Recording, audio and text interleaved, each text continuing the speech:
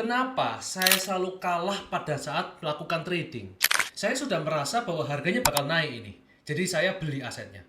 Ternyata waktu saya beli langsung turun. Atau sebaliknya, saya sudah lihat ini harganya turun terus ini. Setiap candle turun, setiap candle turun. Ya udah saya short sekarang. Begitu saya masuk, harganya tiba-tiba naik. Seolah-olah itu kayak ada yang mantau saya dan tahu gitu loh kalau harga saya itu di harga berapa, terus saya kapan stop lossnya, kapan take profitnya, itu market seolah-olah bisa ngeliat saya. Atau mungkin cuma saya satu-satunya orang yang diliatin dan yang lihat adalah pemilik dari koin itu ada di luar negeri dan mereka mantau kita secara jauh. Nah, pemikiran seperti itu muncul bagi seorang pemula ketika baru entry trading dan selalu loss. Saya punya pengalaman selama 5 tahun trading di pasar futures, terutama di komunitas kripto. Dan di sini saya ingin sharing pada kalian, kenapa kok orang tuh bisa loss. Pertama itu kalian nggak memahami cara kerja futures atau cara kerja trading itu sendiri. Ketika kalian mengatakan bisa kalah, berarti kalian di sini tidak membeli suatu aset. Karena pembelian aset tidak bisa membuat kalian menang atau kalah. Melainkan seberapa besar kerugian yang bisa kalian miliki atau seberapa besar profit yang bisa kalian miliki. Sedangkan kalau kalah, berarti kalian kehilangan seluruh modal. Yang membuat kalian bisa kehilangan semua modal adalah bermain di pasar futures. Oleh sebab itu, saya asumsikan kalian loss ada di pasar futures di sini ya. Nah, futures itu adalah permainan zero sum game. Artinya, keuntungan bagi satu pihak adalah kerugian bagi pihak yang lain. Kalau kalian sedang merasakan profit, maka ada trader lain yang kalian gak kenal, dia sedang mengalami loss. Sedangkan kalau kalian yang lagi loss, maka ada orang lain yang menikmati uang kalian. Jadi, futures ini merupakan kontrak terhadap harga aset di masa yang akan datang. Kalian ini trading untuk spekulasi. Jadi, analisa fundamental, analisa teknikal, menggunakan AI, menggunakan robot, dan berbagai tools itu adalah alat bantu. Tapi hasil akhir tidak bisa kalian pastikan 100% bakal sesuai. Jadi meskipun kalian sudah memastikan win rate kalian atau akurasi kalian tinggi, di sini kalian memasuki sebuah pasar yang cukup panas, di mana kalian bisa kehilangan seluruh modal dalam waktu singkat. Jadi yang harus kalian pertimbangkan bahwa apa yang membuat saya ini bisa menang atau kalah, yaitu ada di risk management dan money management terhadap trading crypto. Risk management ini mengatur mengenai risk dan reward ratio terhadap modal kalian.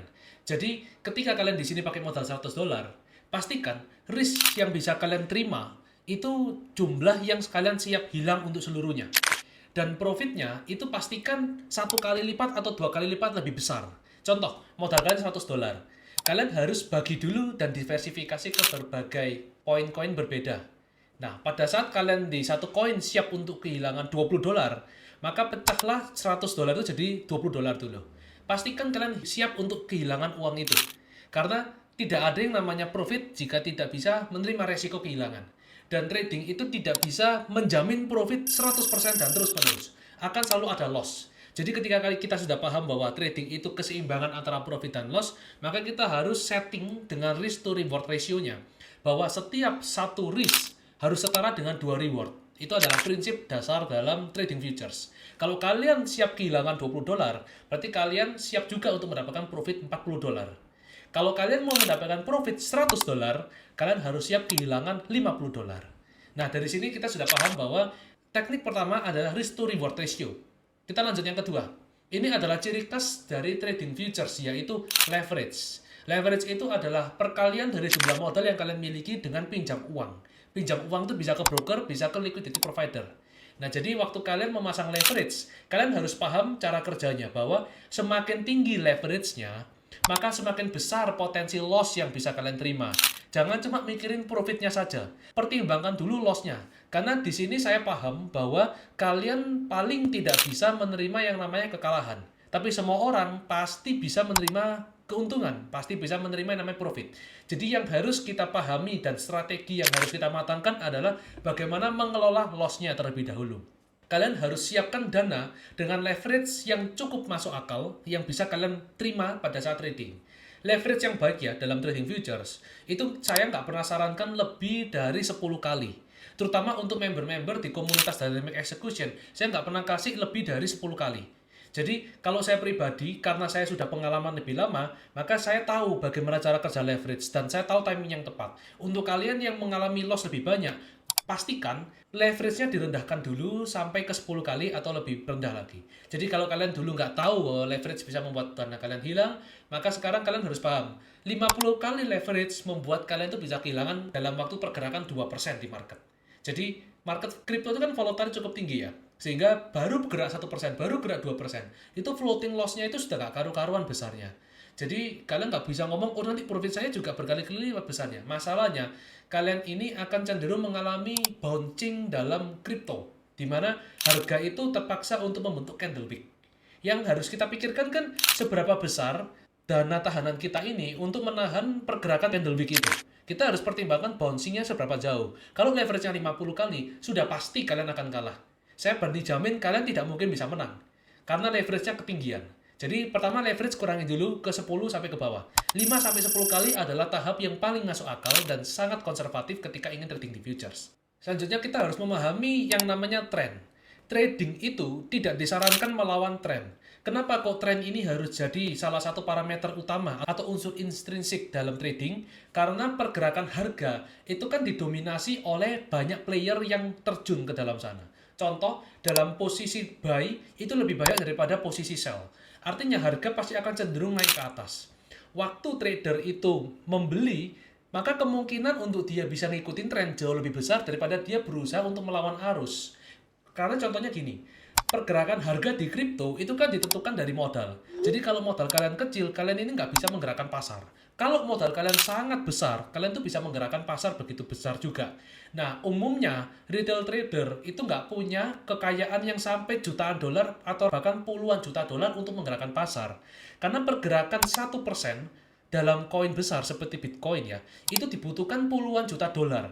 Jadi di sini kalian kalau nggak punya uang sebanyak itu, kalian nggak mungkin bisa menggerakkan pasar. Sehingga yang harus kalian lakukan adalah ikuti tren dari pergerakan pasar. Karena kita memang nggak bisa menjamin 100% profit. Tapi kita bisa lihat aktivitas kita itu melawan arus atau ngikutin arus ketika kita ini sebenarnya adalah trader kecil ya. Jadi pastikan tren ini kalian lihat dulu.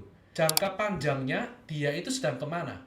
Nah, waktu kalian mau trading, kalian lihat juga masuk kalian itu dalam time frame harian atau jam-jaman. Jadi kita waktu melihat sebuah tren, itu kita harus bagi jadi dua.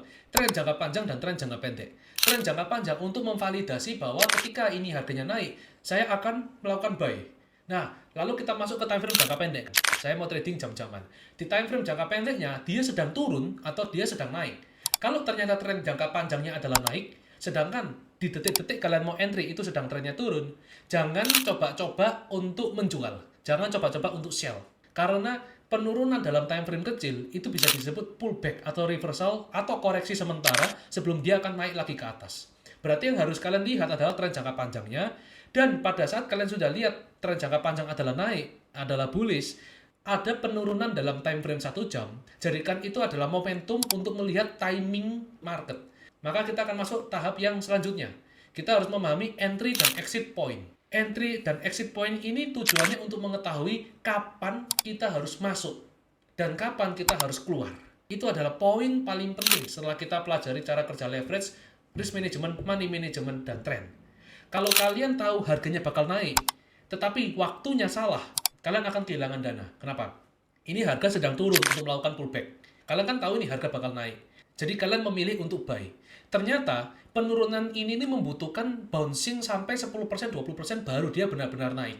Pertanyaannya, apakah dana cadangan kalian kuat untuk menahan bouncing yang turun? Karena ketika kalian pakai leverage 10 kali dan bouncing ke bawah aja sudah lebih dari 10%, dana kalian akan hilang di market. Jadi memang betul, trennya naik dan kita buktikan, oh ya, ternyata harganya naik. Tetapi penurunannya ini terlalu dalam, koreksinya terlalu dalam dan kita masuk terlalu cepat. Jadi kita bisa dibilang salah timing. Nah, timing inilah yang menentukan kapan harga terendah untuk momentum kita masuk, kita entry, akhirnya dia naik ke atas sesuai dengan trend line. Nah, timing ini pelajaran yang cukup dalam dan kita harus masuk ke dalam analisis teknikalnya. Lalu yang terakhir adalah profit dan loss. Kalian harus selalu setting stop loss, take profit. Karena dalam trading itu kalian bisa kehilangan dana sesuai dengan yang kalian rencanakan dan juga bisa kehilangan dana sepenuhnya dari apa yang kalian nggak tahu. Misal dulu kalian nggak pernah pakai stop loss. Stop loss itu perlu kalian pasang supaya kalian ini paham bahwa resiko yang bisa kalian terima itu seberapa banyak. Saya entry Bitcoin di harga 100.000. Saya yakin Bitcoin harganya akan naik. Jadi saya pasang take profitnya di 105.000. Maka naik 5%, saya akan mendapatkan profit dari modal. Nah pertanyaannya waktu loss ini, kita siap hilang seberapa jauh? Ketika kalian nggak pasang stop loss, kalian akan masuk ke dalam fase liquidation. Liquidation ini adalah keadaan di mana dana kalian hilang untuk sepenuhnya. Karena kembali lagi ke yang awal saya bilang, trading crypto dan di pasar futures adalah zero sum game. Ketika dana kalian nggak dibatasi lossnya, itu akan langsung masuk ke player yang berlawanan. Kalau kalian buy, kalian kalah, maka uang kalian masuk ke posisi yang nge-sell atau nge-short. Dan sebaliknya, kalau kalian sell atau short, kalian kalah, uang kalian akan masuk ke posisi yang buy atau long itu. Jadi perhatikan bahwa stop loss akan selalu dipasang. Nggak peduli semepet apapun stop loss itu dengan entry posisi kalian.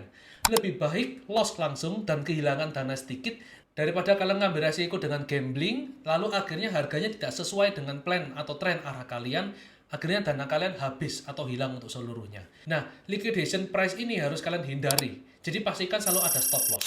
Nah, stop loss yang baik itu minimal adalah risk to reward ratio-nya 1:2. Misal kalian mau cari profit 5%, stop loss-nya adalah 2,5%. Berarti kalian harus siap kehilangan dari modal $100, siap kehilangan 50%-nya untuk kalian bisa dapat 2 kali lipat. Ya, cara kerja konsepnya seperti itu. Nah, ini adalah salah satu cara atau ilmu untuk para trader pemula sebenarnya. Jadi kalau kalian di sini sering loss, ada kemungkinan kalian nggak paham dan belum pernah belajar dari apa yang sekarang sudah saya ajarkan ini. Tapi dengan kalian sekarang belajar, jadi akhirnya tahu bahwa saya ini dulu loss karena asal-asalan trading. Saya dulu loss karena nggak pernah paham money management, risk management, terus juga liquidation itu seperti apa dan lain-lain. Nah, dengan begini, saya harap trading kalian mulai besok tidak loss lagi seperti sekarang. Dan kalau kalian butuh bantuan, butuh sinyal atau rekomendasi bagaimana cara kalian untuk trading, kapan timingnya, kapan entry marketnya, kalian bisa masuk ke komunitas Dynamic Execution. Ini adalah komunitas gratis yang saya bikin khusus untuk para trader yang ingin mendapatkan profit di market. Kalian bisa lihat juga portofolio trading saya di website. Jadi saya kasih websitenya ya, saya kasih linknya juga di bawah deskripsi, kalian bisa lihat portofolionya dulu. Kalau kalian nggak percaya bahwa komunitas saya ini bisa profit atau enggak, kalian lihat portofolionya, kalian lihat di monitor, karena monitor itu update setiap saat, itu update real time selama 24 jam. Jadi karena market crypto ini 24 jam, komunitas kita itu juga trading 24 jam juga. Ada yang trading jam 2 pagi, jam 3 pagi itu juga ada. Dan setiap hasil dari setelah kita trading, mau itu profit ataupun loss, kita masukkan ke monitor. Jadi komunitas Dynamic Execution ini sangat transparan sekali. Kalian bisa lihat hasilnya seperti apa, dan kalau kalian percaya bahwa komunitas ini bisa membantu kalian, boleh masuk, nanti saya akan bantu kasih kalian sinyalnya supaya kalian bisa mulai trading dan cari profit di market crypto.